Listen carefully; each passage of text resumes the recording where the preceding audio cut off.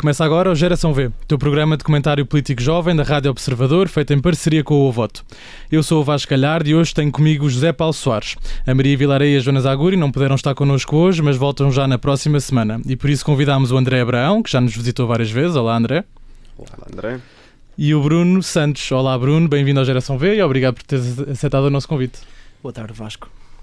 Avancemos porque hoje vamos falar da eleição falhada de Tiago Antunes para a Provedoria de Justiça, a lei do financiamento dos partidos, que faz com que os donativos passem a ser secretos, e as eleições na Hungria, numa derrota estrondosa de Viktor Orbán, ao fim de 16 anos no poder. André, vou começar por ti, obviamente. O nosso socialista na casa, Tiago Antunes, foi tramado pelos seus camaradas? Obrigado pelo convite. Acho que quero cumprimentar o José e todos os presentes. Eu diria que não foi tramado. Eu dividiria aqui a análise em duas grandes partes. A primeira, sobre o perfil de Tiago Antunes. Tiago Antunes, para quem não conhece, sim. Eu creio que tem todo o reconhecimento, do ponto de vista jurídico e político, para assumir um cargo deste género.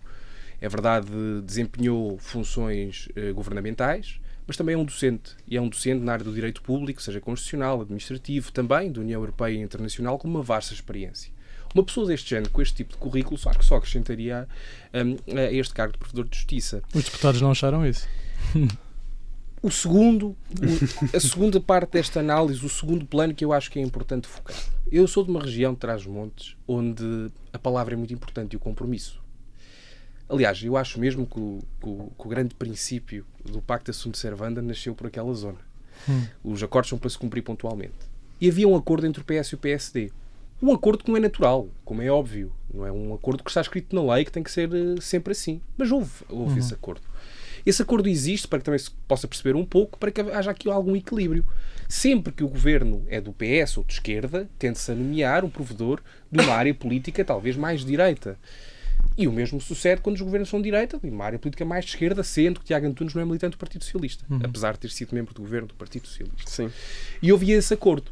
Esse acordo foi rompido. E foi rompido tacitamente. O grande responsável pela não eleição de Tiago Antunes é mesmo Hugo Soares. Hugo Soares é líder parlamentar do Partido Social Democrata. Sim. E tem uma responsabilidade em fazer com que os seus deputados cumpram também os seus acordos. Eu não estou aqui a colocar em causa a liberdade dos deputados de votarem como bem entendem. Acho que os deputados têm essa liberdade e devem fazê-lo. Mas relembro que em momentos recentes no nosso Parlamento, Hugo Soares usou, perdoe-me, o seu whip, o seu chicote, a sua forma de liderar a sua bancada parlamentar, para que os deputados votassem mesmo contra a sua ideia, contra o seu pensamento, em certas matérias. E obrigou até que os deputados saíssem da sala para não terem que votar em projetos que eram contra. Portanto, eu pergunto onde é que está esta aura, esta influência de Hugo Soares. Ou não a exerceu, ou perdeu o controle da sua bancada parlamentar, mas acima de tudo fica, da parte do PSD, um comportamento que eu acho que é reprovável de não cumprir os acordos que tinham sido assumidos. Então a culpa foi só do PSD, na tua opinião? Eu creio que foi só do PSD. Se nós fizermos a aritmética, eu creio que os números estão mais ou menos alinhados para entendermos que foi o PSD, grande parte dos deputados do PSD, não todos, houve deputados que votaram. O voto é secreto, nunca vamos saber. Claro, mas que falharam este compromisso. E nesta medida, deste número de votos que faltaram para a eleição, parece mesmo que houve aqui alguma espécie de concertação. Não foi 1 ou 2 votos. Foram dezenas de votos. Eu gostava de pegar nisto que dizia o André. Parece-me que, ou seja, a questão do voto e de necessitarmos que o voto seja secreto é também uma garantia de que os partidos, ao nomearem ou candidatarem alguém para o cargo, não se fica apenas pelos arranjos partidários, não é apenas uma combinação entre o PS e o PSD. Os deputados, no segredo do voto, têm de confiar que aquela pessoa é competente, tem as qualificações e é mais indicada para o cargo. E no caso Porquê é que não adotamos essa votação para tudo que é projeto parlamentar, então? Eu acho que no caso de uma votação nominal, isto tem uma importância mais relevante ainda. E aqui no caso ainda, onde é particularmente sujeito, ou como foi o caso, e é perfeitamente normal e natural, a um arranjo entre o PS e o PSD, o acordo tácito e tudo chega, de que se votaria alguém do PS para a Provedoria da Justiça, é responsabilidade indicado pelo PS, mas que não tem o cartão de militante do PS, mas é só isso que falta para podermos dizer que é do PS. Acho que é o elemento mais importante. É indicado, ou diria que aqui era importante, que o PS tivesse cuidado na pessoa que nomeou ou que indicou para a Provedoria da Justiça. Achas que não teve, não é? Tiago Antunes não, de todo. Porquê? Tiago Antunes, apesar de não ser militante, é alguém que está associado ao PS desde os tempos do socratismo. É preciso lembrar que a Provedoria da Justiça serve para defender os interesses dos cidadãos, serve para defender os cidadãos do Estado. Tiago Antunes esteve, como aliás, aconselho a todos que leiam um artigo do Observador de 2017, escrito pelo Rui Pedro Antunes e pelo Vítor Matos, exatamente sobre o blog Câmara Corporativa e sobre Miguel Abrantes e sobre o pseudónimo de Miguel Abrantes. O nome de Tiago Antunes em nenhum momento é citado, mas são citados o de Filipe Batista, o de Almeida Ribeiro, o de Pedro Silva Pereira e todas as pessoas com quem Tiago Antunes entrou na política. E bem, Rui Rocha, que tem sido melhor ex-líder da IEL do que foi líder da IEL, apontou para isto e disse: está aqui alguém que, apesar de poder ser competente, e não tenho eu próprio as competências suficientes para dizer ou não se juridicamente era competente o suficiente para o cargo, não tinha as condições políticas de forma alguma para assumir o cargo. E parece-me interessante que o PS faça também o pensamento interno e que Zé Luís Carneiro chegue a casa ao fim do dia e que pense quem é que aconselhou que eu nomeasse esta pessoa ou que eu desse este nome para a Provedoria da Justiça. Porque é certamente alguém que não quer que Zé Luís Carneiro seja candidato a primeiro-ministro. O Congresso foi agora há uns meses. Há umas semanas, exatamente. Sim. E dentro do PS já se nota, pelo menos externamente parece notar-se, o André certamente poder-nos dizer melhor, mas já se nota que há gente que não quer que Zé Luís chegue às eleições de 2029 e mais uma vez, tal como na Venezuela, volto a dizer, Zé Luís Carneiro, quem recomendou que foste à Venezuela, quem recomendou que nomeasse ou que indicasse Tiago Antunes, não está a ser bom amigo. Não é teu amigo. É melhor rever essas Posso só 3 notas muito breves. Ficámos sem perceber porque é que não há condições políticas para Tiago Antunes ser eleito. Alguém que vem do período do socratismo, que esteve associado aos blogs. É alguém... Permite-me. Tá bem, à vontade. Eu creio que ter um blog não é um crime de lesa pátria e que ninguém deve ser perseguido por isso. Primeiro ponto. O segundo ponto, vir do socratismo, eu desafio-te a encontrar alguém com a idade de Tiago Antunes que não tenha passado no Partido Socialista de alguma forma por José Sócrates. Quer dizer, só se apareceu na política há 5 anos. E eu acho que para este tipo de cargo é importante ter mais alguma experiência. Não é? Em segundo lugar, dizer que eu já ouço há anos esta conversa, seja sobre José Luís Carneiro, sobre Pedro Nuno Santos, que há no PS um grande movimento para que não faça... Quer dizer, esta é uma conversa que dura há anos e anos e irá continuar porque também faz parte da narrativa. Agora, eu devo dizer, sobre a Venezuela...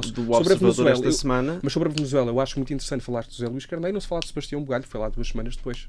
O que é que foi fazer? Porque é que não foi criticado? Não foi o Sebastião Bugalho que esteve com o ministro do governo da Venezuela a elogiar tudo aquilo, não elogiar a universidade. Não elogiou. Não elogiou o ministro.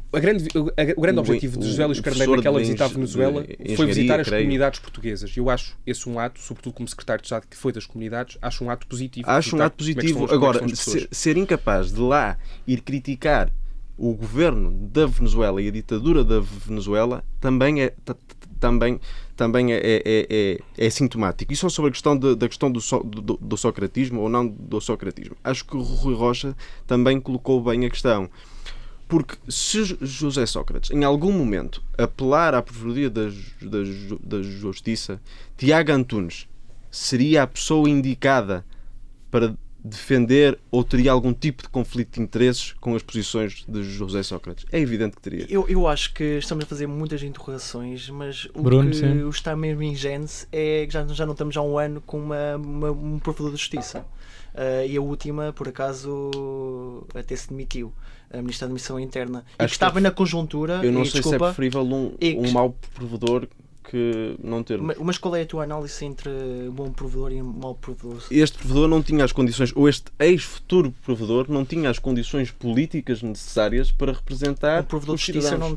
não tem condições, não tem agência política. Tem sim, é eleito pelos o provedor de justiça até... é eleito pelos deputados e foi proposto por um partido político, tendo sido secretário de Estado, tendo sido chefe de gabinete de secretários de Estado. É evidente que é um nome político. Eu, por acaso, isso eu nego-te. A sua gênese identitária, e certamente sei que o Abrão é direito, o que um provedor faz na provedoria da justiça não tem nada a ver com razões políticas. Até pelo contrário. Então, porque é que foi até nomeado pelo um político? contrário. Não é um político, mas a minha questão, fundamental. e eu acho que é importante tentar na primeira parte da minha intervenção, é o seu perfil académico. Tu tens poucos juristas neste país que têm um currículo tão vasto como Tiago Antunes. E estou mesmo a falar a sério. Seja como docente, seja na produção de artigos científicos, conhecimento do sistema jurídico português. Tens poucos académicos com aquele nível. A questão prendeu-se na questão política, ligada ao socratismo, ou quer que seja, parece-me tudo fé diverse, para, no fundo, tapar aquilo que foi uma quebra de palavra por parte do PSD. Um acordo que foi rompido.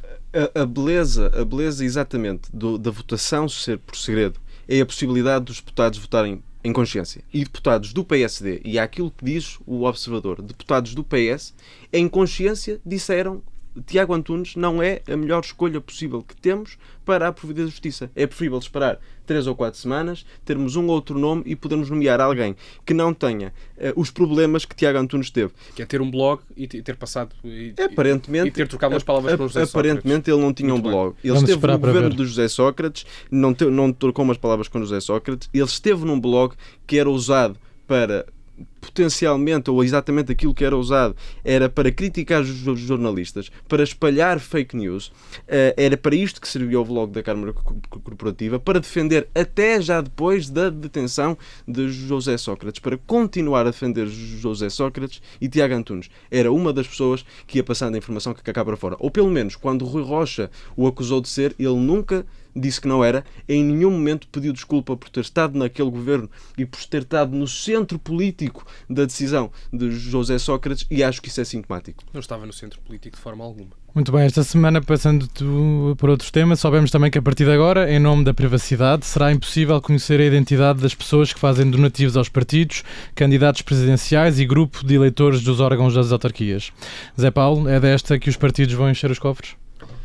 Não sei, não faço ideia. Acho que o que me parece mais interessante aqui é olharmos para o caso do Chega, que não apresenta a lista há 2 anos, não é? Que em 2021 e 2022 não entregou os nomes, escuda-se nos bancos, a dizer que os bancos é que não divulgam os nomes.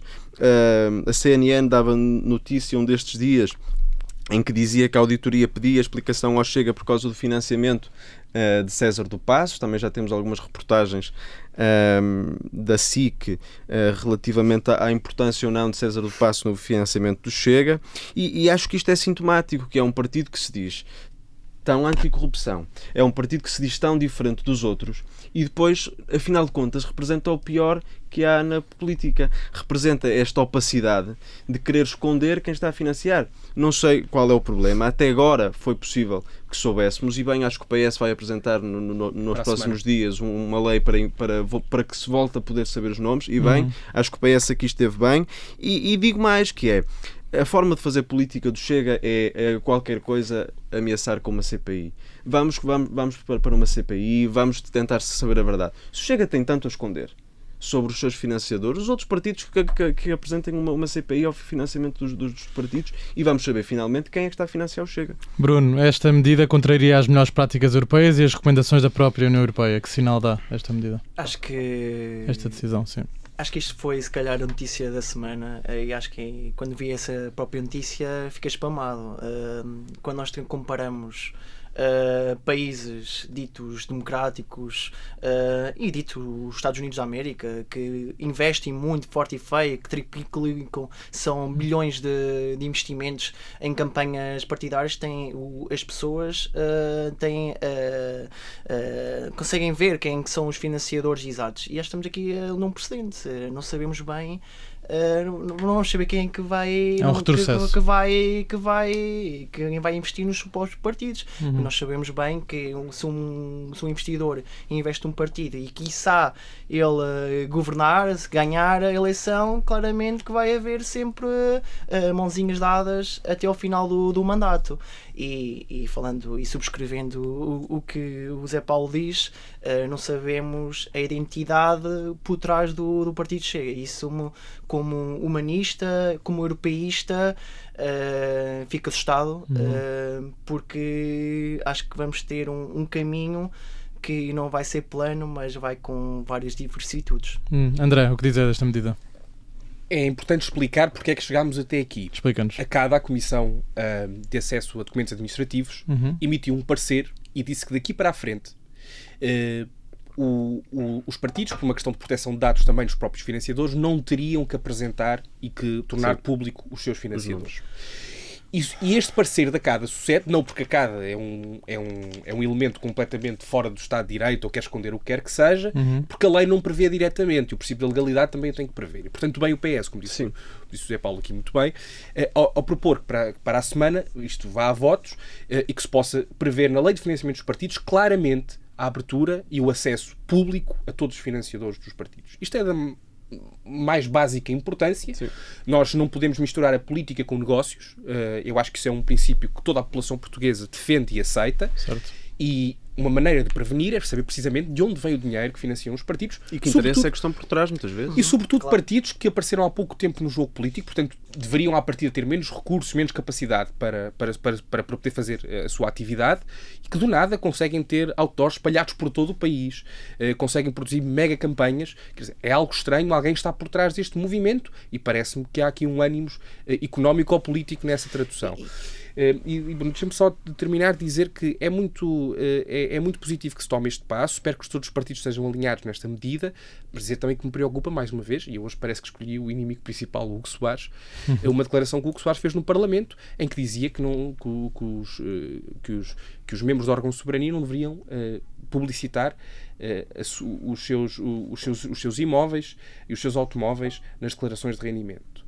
Eu acho isto que isto é absolutamente execrável e nós devemos rejeitar este tipo de abordagem a este problema. Acho que a política, com o grau de credibilidade que tem, só ganha se for mais transparente e mais aberta. E, portanto, questões como imóveis e como automóveis, que são muitas vezes grandes fontes do património dos membros dos órgãos de soberania, têm que estar e têm que ser públicos para todos. Sim, acho que é esta questão de financiamento dos partidos e sabermos o nome de quem efetivamente está a financiar os partidos, o facto de deixarmos de o saber, esperemos que seja por pouco tempo, é um dos maiores retrocessos democráticos dos últimos anos. É preciso que tenhamos cuidado com isso mesmo. É importante que tenhamos a informação de quem está a financiar os partidos e, portanto, espero que a normalidade seja reposta. Muito bem. Esta semana ficámos a conhecer os nomes que foram nomeados pelo Presidente Seguro para o Conselho de Estado e os nomes eleitos pela Assembleia da República.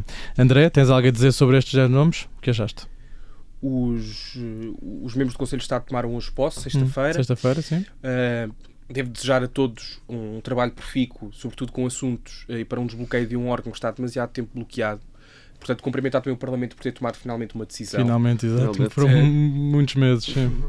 Os membros, à exceção de um, que eu não preciso nomear, acho que são membros que têm o currículo e têm capacidade e que têm este desígnio de amor institucional e trabalho por Portugal e, portanto, parabenizá-los por isso, e os que foram eleitos pelo Parlamento, e, claro, devo cumprimentar António José Seguro, nosso Presidente da República, pelas escolhas que fez, e é bom ver esta consistência. Aliás, hoje saiu uma sondagem que diz que os portugueses estão uma taxa de aceitação mais contentes do que estavam comparativamente com a perspectiva que teriam da sua presidência. Estão a gostar ainda mais, porque o Presidente é muito próximo, e devo dizer que a palavra também é muito importante nesta perspectiva, e António José Seguro falou muito sobre a ciência e é positivo vê-lo integrar três cientistas neste órgão para que as decisões possam ser tomadas também com uma área tão importante das nossas vidas, que é a ciências de conhecimento, que está também nas nossas universidades, e, portanto, boas escolhas. E, claro, porque também celebra a crise académica,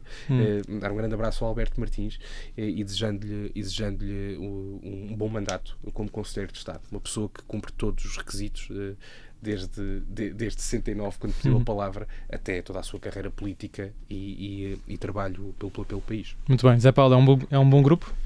Sim, parece-me que sim, ou seja, os 5 nomes de António José Seguro, 2 nomes mais partidários, 3 nomes que vêm da ciência e da academia, portanto, um Conselho de Estado que parece-me com uma boa composição, dar só 2 notas relativamente aos nomes que o Parlamento elegeu. O método onde ditou que o PSD elegesse 3 nomes, é bom voltarmos a ter, depois de Fernando Gomes, um presidente da Câmara do Porto representado no Conselho de Estado. É importante que não seja só a Câmara a Câmara de Lisboa e Carlos Moedas, e portanto termos lá Pedro Duarte é positivo. E dar a nota que Zé Luís Carneiro quebra a tradição que vinha já pelo menos desde Rui Rio, de o líder da oposição estar no Conselho de Estado. Aparentemente não quis estar, não sei se quis dar a indicação que o líder da oposição era André Ventura e já estava lá e portanto não precisava ele de estar. Continua que Carlos César também já lá está há muitos anos, e desejar um bom mandato, seja ele de 5 anos, seja ele mais curto, mas desejar um bom mandato aos 10 conselheiros que tomam as posse. Estamos aqui para ver também, André. Só deixar uma nota também, Nuno Severiano Teixeira, escolhido por António José Seguro, uma ótima escolha, e se calhar passa a bola ao Bruno, também, que é dos assuntos internacionais, ele sabe. Sim. Mas um académico de excelência, foi um grande governante, e se há pessoa que percebe relações internacionais e num contexto tão difícil geopolítico como o que vivemos, acho que está muito bem entregue. Bem, Bruno. E é especialista militarmente, e acho que estamos agora a viver uma geopolítica fragmentada, e acho que precisamos dessas pessoas. Nuno Severiano é uma pessoa com um know-how extremamente enorme, que tem um currículo invejável em termos da parte da geopolítica, e não só. Tenho aqui também para mobilizar a reitora da Universidade Católica, Isabel Capelou Gil. Exatamente, uma excelente mulher. Verdade. Que tem um currículo enorme. Acho que no momento é que está a começar neste mundo mais executivo, o Conselho de Estado claramente também tem termos executivos, mas e acho que sem dúvida que é um grande nome. O Alberto Martins acho que é unânime, é um senhor, e acho que é mesmo essa palavra, um senhor. O Alberto Martins, sem ter um Alberto Martins, se calhar não tínhamos um 25 de Abril de 1974, e acho que isto foi uma grande recompensa, um grande nome e um grande peso para o Conselho de Estado, e sem dúvida que só o Conselho de Estado agradece. Quanto à eleição dos partidos da coligação PSD e Chega contra a coligação Partido Socialista, claramente que também nego e rejeito uma pessoa chamada André Ventura. Acho que não tem o know-how e não tem um grande preferencial. Acho que viu-se bem nas presidenciais, e acho que notou-se bem nas presidenciais que houve uma taxa de rejeição enorme em janeiro, não há muito tempo, e vemos um André Ventura dentro do Conselho de Estado. Acho que é a pessoa que eu revejo que devia estar de lado. Quanto às orientações do PSD, não tenho muito a dizer. Acho que sim, e corroborando o que o Zé diz, o Presidente de Câmara, acho que é essencial darmos voz a pessoas que estejam na política local. Sabemos bem que é comum termos um Presidente de Câmara de Lisboa, e agora temos um Presidente de Câmara do Porto. Acho que é essencial centralizar, não ser só Lisboa. Acho que podemos ter outras vozes. Acho que o Portugal não é só Lisboa e Porto. Sim, também é verdade. Mas sim. Quanto ao Partido Socialista, é internamente uma decisão do Partido Socialista. O Carlos César tem um trajeto histórico na política portuguesa. É presidente de um partido, não é secretário-geral, é presidente do partido, por isso tem também todas as capacidades de estar dentro do Conselho de Estado. Muito bem. Para terminar, e saindo de Portugal, no passado domingo assistimos ao desastroso resultado eleitoral de Viktor Orbán, uma afluência histórica às urnas perto dos 78%. Primeiro-ministro eleito chama-se Péter Magyar.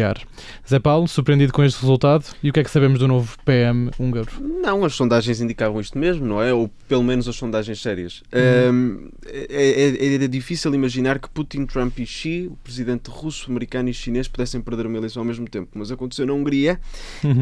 E Donald Trump também. Diz? Já agora o Donald E Donald Trump Trump, Também, exatamente. Verdade. Magiar com 2/3 dos deputados é uma enorme vitória para a União Europeia, para a Europa e para a von der Leyen também. Mas também. Dos europeus, Mas também, acima sim. de tudo. Era um regime corrupto, um regime imoral, uma autocracia eleitoral montada à volta de televisões não livres, de sondagens São como se controladas. via. Sim, e sondagens como se via, umas que deram os resultados que efetivamente aconteceram e outras que davam 15 pontos ao lado. Os tribunais controlados, a Procuradoria controlada, A Constituição, um sistema eleitoral montado exatamente para impedir que pudesse acontecer o que aconteceu, mas Péter Magyar soube jogar com isso.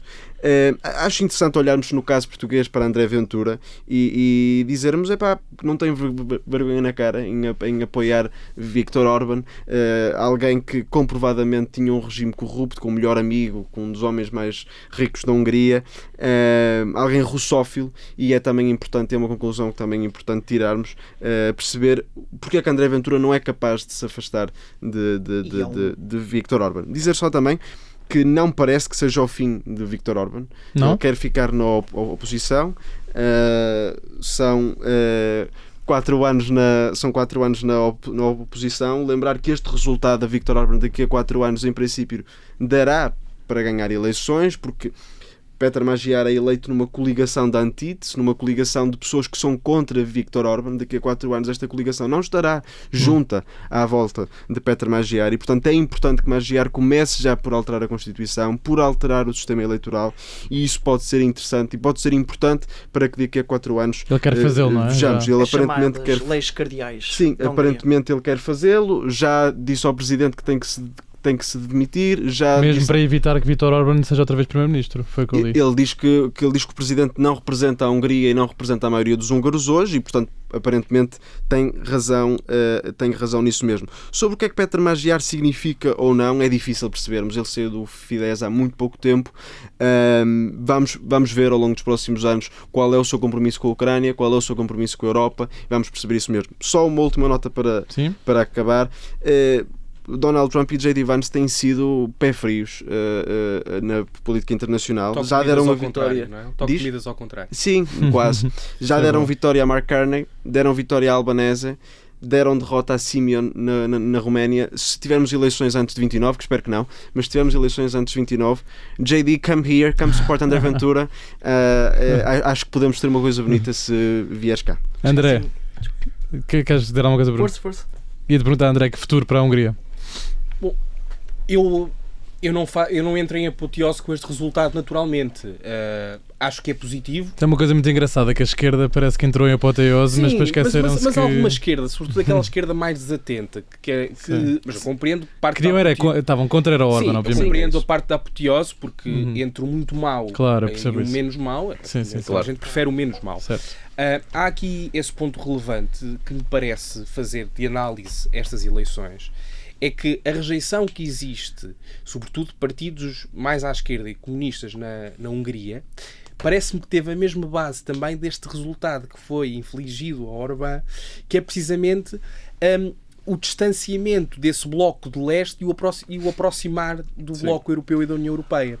E eu acho que o grande erro na governação de Orbán, que há imensos, mas aquilo que provocou todo este descontentamento, tirando as questões naturalmente autocráticas da corrupção, que o Zé já falou. E também foram 16 anos, é muito tempo. Sim, É muito tempo. Sim, mas estes regimes autocráticos, quer dizer, tendem a perdurar, e eu acho que o grande ponto aqui terá sido mesmo este afastamento da União Europeia.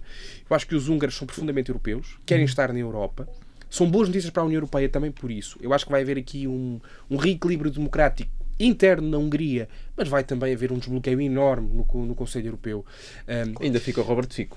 Claro. Fica o Robert Fico, mas o Robert Fico fica com um mandato fragilizado, naturalmente, por esta derrota eleitoral, e acho que o Parlamento também será soberano em muitas das decisões que irão tomar e de fazer chegar, sobretudo no trabalho do Conselho da Europa também. Mas terminar dizendo que fico feliz, pelo menos, que se perceba que os recuos democráticos que aconteceram na Hungria não recuaram tanto ao ponto de se verificar um atentado à democracia, como o grande parceiro de Orbán, Trump, fez nos Estados Unidos quando perdeu eleições. Houve essa transição até haver pacífica Sim, de sim, pasta, na hora. isso também é de assinalar. Quer dizer que os regimes, por muito que sofram, conseguem recuperar, e fica aqui o aviso para muitos dos regimes que sofrem por todo o mundo. Há esperança. Bruno, o que é que sabemos de Petar Magyar? Sabemos que fugiu da alçada de Orban.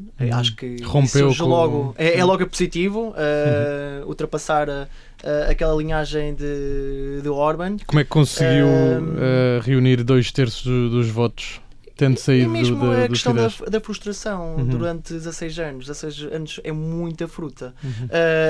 E acho que conseguiu, durante a campanha, acho que foi muito eficaz, tentar não aprontar questões mais sensíveis, calhar nas questões mais política externa. Ele não destacou Migração muito. também. Mas, sim, porque estamos a falar de um país que tem várias questões, clivagens, especialmente ali nas questões mais do interior da Hungria, que aquilo é um grande problema, e por acaso, segundo as sondagens que davam a vitória a Peter Magyar, nessas regiões davam a vitória ao Orban, e na qual o resumo eleitoral foi ao contrário. Acho que também foi uma nota positiva, mas o que eu destaco mesmo é: existe uma esperança à luz do túnel na política externa da União Europeia. Estamos a falar de abnegação de dois países, a Eslováquia e a Hungria. Tem uma esperança exata, e mesmo a postura do próprio aliança partidária europeia de Peter Magyar é a favor da Ucrânia, o PPE.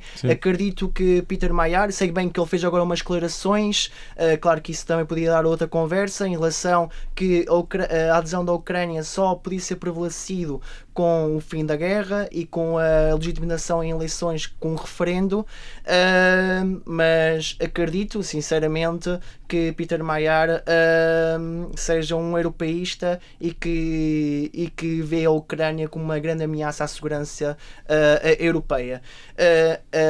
Há pouco tempo a Ursula von der Leyen na conferência de Munique já incitou sobre estas questões, da dificuldade de ter um acordo unânime, porque na política externa é preciso ter uma unanimidade, e que não há, e tentar haver um novo tratado, que nas questões da política externa haver uma maioria qualificada e não uma unanimidade. Sim. Neste momento temos agora o Robert Fico. Vamos ver o que é que este Peter Magyar nos diz na política externa, porque pouco sabemos. Sabemos que ele teve algumas afirmações positivas dentro do próprio Parlamento Europeu, já que ele é eurodeputado já neste mandato. Vamos esperar para ver. E esperamos para ver pelo Sim. futuro, e espero bem que seja positivo, e que espero bem que seja pela Europa, e que seja pela Ucrânia todos. também. Zé Paulo, António Costa perdeu um amigo? Pois, aparentemente eles tinham uma boa relação, era alguém que se conseguia ligar bem com o Viktor Orban. Não acredito que António Iam Costa... ver jogos de futebol juntos? Sim, não acredito que António Costa quisesse que Viktor Orban ficasse, também não sou cínico a esse ponto. Mas acho que é importante lembrar que Peter Magyar é húngaro. Os húngaros vão continuar a ter um primeiro-ministro húngaro, representa os húngaros, representa alguns húngaros que votaram sempre no Fidesz, e portanto ele próprio veio do Fidesz, e veio de um Fidesz já radicalizado dos últimos 15, 16 anos. Portanto, é importante lembrar que não vai ser provavelmente o maior europeísta, não vai ser certamente o maior defensor da Ucrânia ou da defesa da entrada na Ucrânia já na União Europeia. Mas mais que Orban, não é? Mais que Orban, mas são temas diferentes. A entrada da Ucrânia na Europeia são temas diferentes. E só sobre dizer que também a Hungria mantém-se um país dividido. Ele tem 2/3 dos deputados, mas não teve 2/3 dos votos, teve pouco mais de metade. Viktor Orban teve 40% dos votos. Então a Hungria mantém-se um país dividido. Os próximos 4 anos vão ser muito importantes, e nada nos diz que daqui a 4 anos Viktor Orban ou Fidesz não volta ao poder. Olhar para aquilo que acontece na Polónia, com Donald Tusk a voltar para ser primeiro-ministro polaco, mas os polacos depois voltaram a votar num presidente que vinha do PiS. É importante lembrarmos que nada está garantido, e que o Fidesz e Viktor Orban podem voltar ao poder já daqui a 4 anos. André, só terminar dizendo que, sobre a provocação de António Costa, ia-te perguntar a mesma coisa. Ele causa mesmo muita confusão Eu compreendo que alguém que não seja propriamente conhecedor das relações diplomáticas e... É uma brincadeira, obviamente. Eu sei que os primeiros-ministros têm que manter uma relação... Mas é importante teres feito esse apontamento, Vasco, e agradeço-te por isso, porque eu vejo muitos atores políticos a utilizarem esse tipo de conversa, sobretudo comentadores, mas dizem-no sobretudo para atacar António Costa. E o que eu não quero fazer vez nenhuma de António Costa, eu quero dizer algo. Eu espero que qualquer primeiro-ministro, qualquer presidente da República deste país, que não seja por criar mais relações pessoais, diplomáticas, com outro qualquer membro ou topo da soberania de um outro Estado, que prejudique Portugal as relações diplomáticas. Quando as relações diplomáticas são afetadas, é a economia que sofre, são empresários que sofrem, são trabalhadores e pessoas que estão fora imigradas e pessoas que estão cá também de outros países. Portanto, as relações diplomáticas têm que haver uma naturalidade. E por mais que estejamos, por mais que estejamos distantes das nossas contrapartes, tem que se pôr os interesses do país sempre acima. Tem que se pôr os interesses do país à frente e ter uma relação minimamente simpática e amigável com todos. Senão o que seria do futuro da política externa portuguesa. Sim, é importante notar que, quer dizer, quando vemos outros líderes de outros partidos a apoiar Viktor Orbán tão diretamente como vimos, e isso também é sintomático de relações internacionais que estão hoje mais pervertidas do que deviam. Não é suposto termos líderes de outros países a interferirem diretamente nas eleições húngaras ou virem a apoiar. E isso é também relevante. E aquilo que diz o André é verdade. Ou seja, é importante que os líderes partidários e que os líderes dos países saibam dizer: ok, percebo, este senhor não era o que eu gostava que lá estivesse, mas eu vou ter que negociar com ele em Bruxelas, em Estrasburgo, os meus eurodeputados vão ter que negociar com os eurodeputados deles, e no fim é importante que votemos e que defendamos o interesse comum europeu. E isso também é importante, que os nossos líderes sejam capazes de negociar, e António Costa, é verdade, tinha essa capacidade especial de sim, ninguém lhe tira. Acho que falta esse bom senso diplomático, ainda em muitos países. Esse bom senso que estão todos por algo que é comum, que é a própria União Europeia. E se nós fragilizarmos alguém que é opositor a nós, acho que isso claramente desmancha o debate político e desmancha, acima de tudo, a própria União. Para fechar, André? Bom senso que não deve ser o ajoelhar e o prostrar que nós temos visto, sobretudo por este governo a nível de política externa, sobretudo com a questão americana, que sem notar agora para outro programa. Agora no fim é ingrato. Que há questões que me parecem o tempo é ingrato. Um pouco demasiado para além daquilo que são as relações normais diplomáticas. Fica para outra semana. Fica a provocação para a semana. Está feito o programa de hoje. Obrigado aos meus comentadores, Zé Paulo Soares, André Abraão e Bruno Santos. Até à próxima. Obrigado, até à próxima. O Geração V é uma parceria entre o Voto e a Rádio Observador. Podes ouvir-nos na rádio, em podcast e ver-nos em vídeo no YouTube. Eu sou o Vasco Galhardo. Muito obrigado por estar desse lado. Tudo a correr bem e até para a semana.